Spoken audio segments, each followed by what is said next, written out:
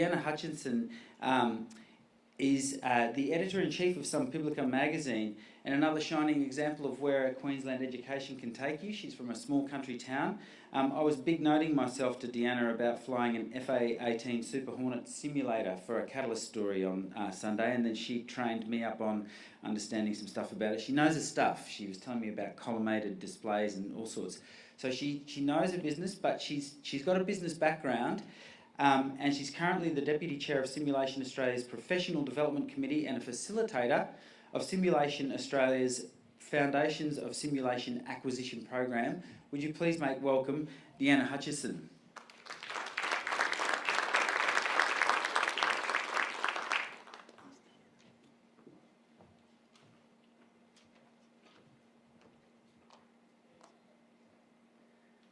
Thank you, Ruben, and thanks for having me this morning. And after that introduction, I'm not going to talk about simulation either.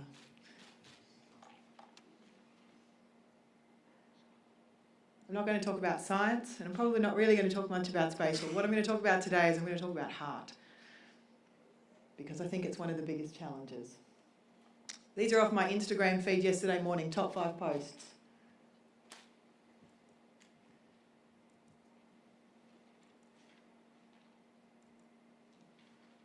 This is yesterday's front page of Reddit at about 2:30.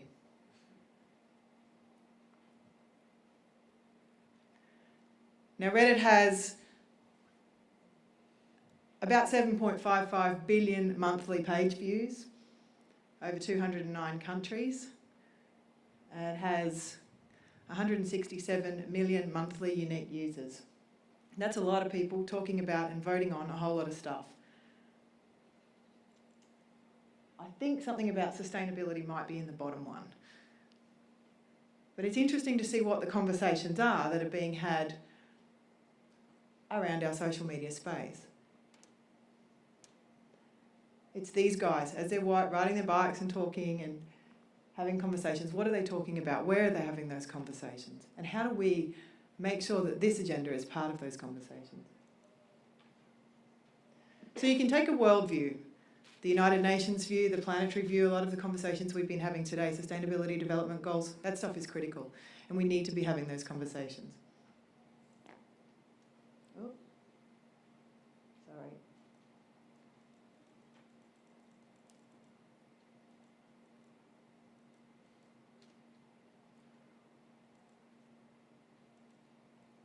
Apologies for my terrible driving there. We can take a regional view, and there's a lot of stuff happening in regional levels, and Anna Perna has just let us know about some of the regional things happening with Terry. We can have a community view, much more locally. We can talk about the community of the spatial industry. We can talk about the community here in Brisbane and what's happening in Queensland, which is really exciting. Today I'm going to talk about the person view and thinking about a person as a consumer. I might be a woman, I might be a simulationist, I might be a publisher, I might be an editor. I'm also a mother, a wife, a sister, a person who buys clothes, a person who goes on social media, a person who likes to eat salad, I guess, eat ice cream. And how do my decisions in that space as an individual consumer, regardless of my political orientation, regardless of my education, as a person, as an individual consumer, where am I getting my information? What do I think about? What's important to me? You Jake Sully? I'd like to talk to you about a fresh start on a new world. You'd be making a difference.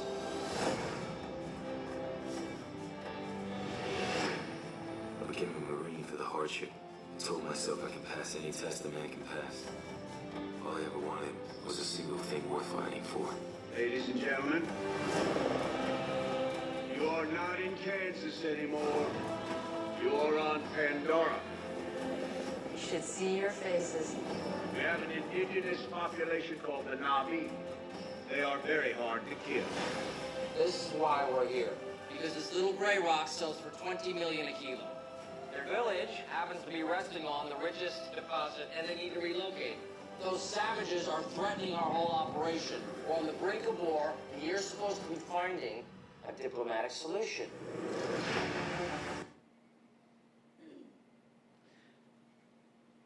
So in Avatar, if you've seen the movie, it's obviously a story about the clash between the two cultures and how there's also a clash between commercial and environmental purposes. As a consumer watching that movie, what is my takeaway? What can I do with that message? I can think about pressuring government, and I can think about joining a community of voices to talk about what we need to do. But there's nothing really that I can do today. I've kind of got to wait for the UN to make a decision, or the government to ratify some protocols and get on with doing stuff. I'm going to show you a different movie which has a different takeaway message.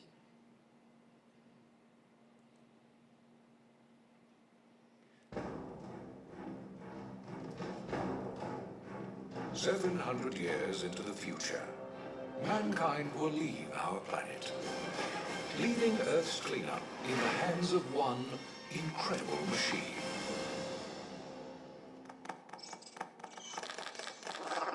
His name is Wally. After all these years, he's developed one little glitch. A personality. He's extremely curious. And just a little bit lonely. But all that is about to change.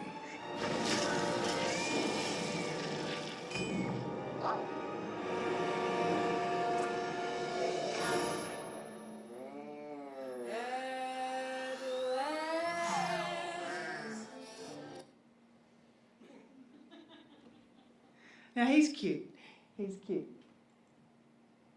What you don't see in the short is that while he's on the planet that's filled up with rubbish and he's trying to figure out what to do, everybody else who was from planet Earth now lives in this great spacecraft, and this is their life. They sit on the chairs, they watch their screens, they consume all of their food out of cups with straws, and they essentially have no legs anymore.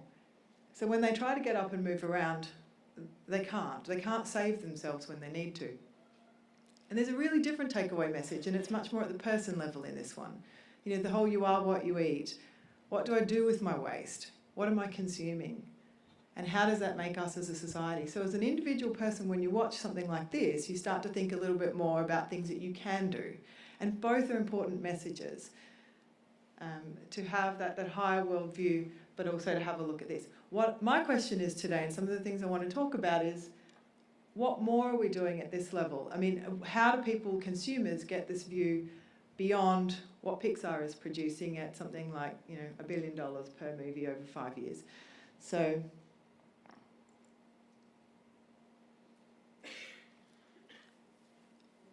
I'm going to use some comparisons. 1215, King John, losing some wars, losing some money, puts a few extra taxes on the barons. They're not too happy. They all get together. They sign this treaty known as the Magna Carta. And what I want to propose is that 790 years later, another treaty was signed. It's not the only one, and we've been talking about all of them, but I want to zone in on one in particular, about significant change where we need to get together and say something is wrong, we have to get together. And I want to say that Magna Carta and the Kyoto Protocol are both treaties that have become symbols of significant change and turning points. Now, I know there's Montreal, I know there's Stockholm, I know there's a whole bunch of other ones, but I'm zoning in on Kyoto for a reason.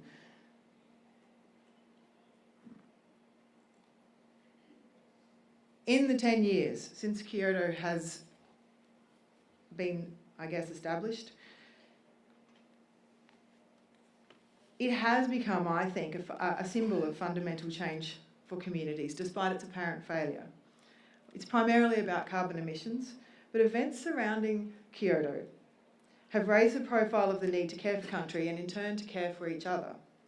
It's not an accident, I don't think, that during those 10 years, the US has had the first black president, Queensland and Australia have recently had first women leaders, gay marriage has been legalised around the world. There's a whole lot of other stuff that's been happening in that time frame. That stuff has been leading up for ages and ages, I know that.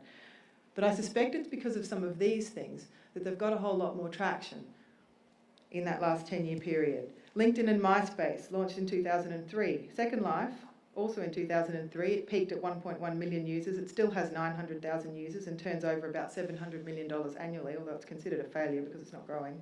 But they announced a Beta 2 in March 2015.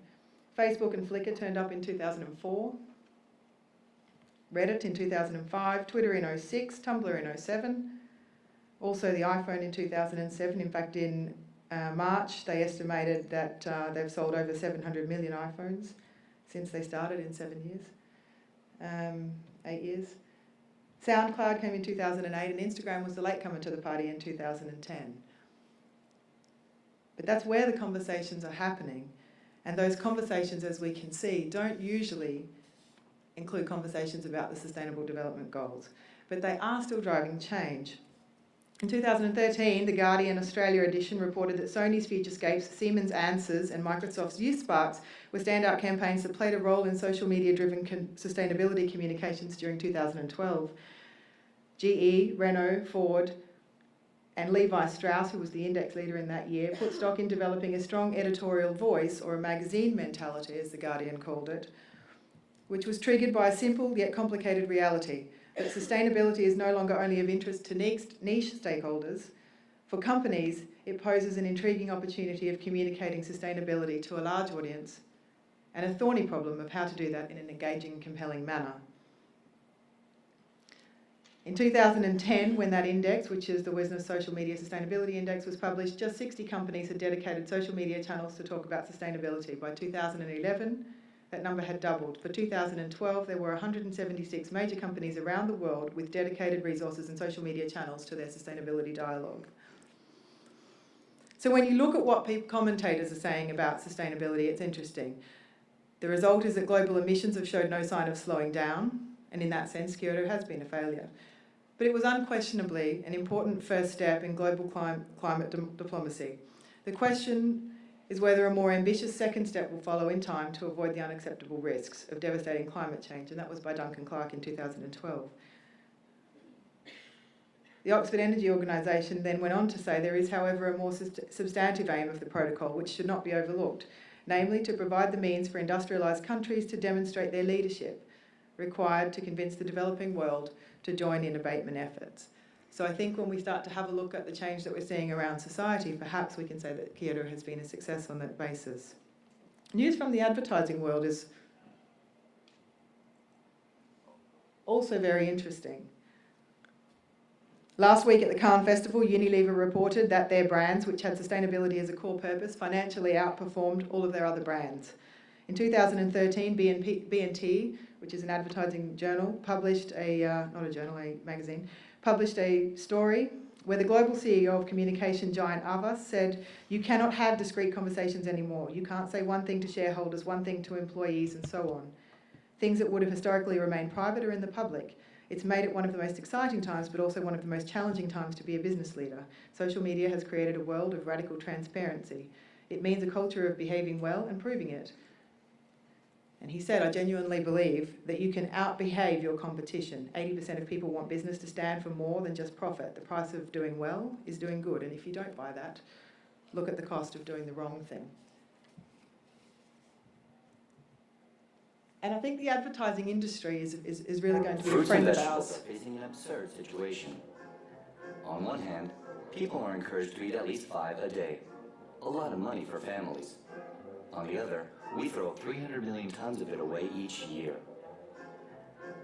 Tout ce qui rentre pas dans la norme, c'est poubelle. As the European Union made 2014 the European Year Against Food Waste, Intermarché, the third largest supermarket chain in France, decided to rehabilitate the non-calibrated and unperfect fruits and vegetables. So we launched Les Fruits et Légumes Moches, the inglorious fruits and vegetables, starring the grotesque apple, the ridiculous potato, the hideous orange, the failed lemon, the disfigured eggplant, the ugly carrot, and the unfortunate clementine. Now, you can eat 5 inglorious fruits and vegetables a day. As good, but 30% cheaper. How did we do it? So there's some really great stuff coming out of advertising when we can get them to get the message. So maybe it's not the journalists' media, maybe it's the ad guys, the creative guys, because they have a different message and they have a different capability to tell their message. Oops, I've done it again. The other key thing, and I'll finish up on this point, is that Magna Carta wasn't achieved in a decade. And I think we get a bit caught up in the fact that, you know, some things are taking too long and we measure things across a 10-year period.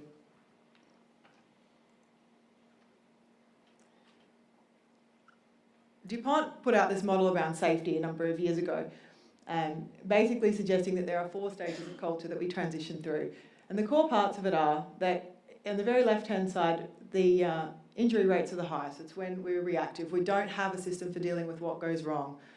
The driver is the event, and we go and find a solution to resolve it. So in the case of you're working with loud noise, your ears hurt, you go and find some earplugs. After a while, people realise it's not good enough, we need to start putting some rules in place. So we establish what DuPont call a dependent culture. It tends to be quite penal-oriented, where we have a lot of rules, we have a lot of standards, but it starts to drive a lot of us versus them. So it's this notion that the rules will keep you safe. What you see when you compare that to my hearing thing is that if I'm on a work site and there's a sign that says I need to have hearing protection and I don't have any on me and I go to the box to find some earplugs and it's empty, well, it was the boss's fault that my hearing got broken because it was their responsibility to provide it. It's not mine. And in a lot of cultures, we tend to stop there when we think about organised structure. The next phase is the independent phase, which is where instead of it being all about them and somebody else trying to force something on me, it becomes about me. I'm interested, I'm committed, I'm going to go and find that hearing protection for me because I don't want my ears to be broken. It's not my boss's responsibility, it's mine. And I can do something about that. And then the final phase is interdependent, which is where instead of just going and getting some earplugs for me, if I find the box is empty, I'll bring back a whole box so that the next person who comes along can get some hearing protection as well. And I'll ask my colleagues if I see them not using it, hey, do you think you might need some hearing protection? It might be good for your ears. Not because the rules say you need it, but because it's a sensible thing to do. My fear about when we wait for having global answers to everything is that we get stuck independent. And so the message that we communicate to the consumer is, you can't do anything until somebody makes the rule. I mean, imagine if the guys who made Facebook waited till somebody said they were allowed to make Facebook. We'd be in a different world. So I think it's not, we've got to have that rule base, and this does not suggest that you don't have it. What it says is that you extend beyond that. I think what we're seeing in society is the fact that despite no rules existing, people are still doing independent and interdependent behaviours. So we need to have the UN conversations, but I think we need to celebrate the stuff that's happening outside of those conversations.